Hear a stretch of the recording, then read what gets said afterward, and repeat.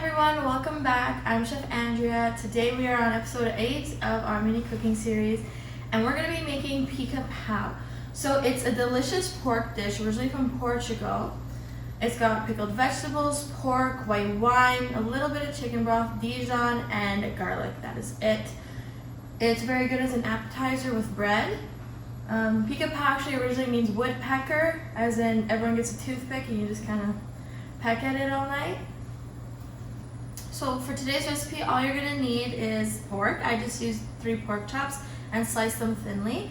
I also used a jar of the hot and spicy pickled vegetable mix, 1 cup of white wine, half a cup of chicken broth, some Dijon mustard, and 7 garlic cloves sliced.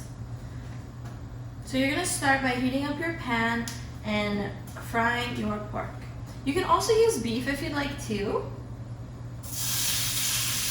Alright, so once your meat is cooked through, you're just going to put it in a bowl on the side. And we're just going to let our pan heat up a bit, and then we're going to add the wine to Deglaze. And we want to reduce it by half. So once it's reduced by half, we're going to go ahead and add our chicken broth and the Dijon mustard. Now once that has been simmering for about 5 minutes, we're going to go ahead and add our garlic. And I also cut up some extra olives to add in. It's just an option, you definitely do not have to. And now we're going to add in our pickled vegetables. And we're just gonna warm them up till they're heated through.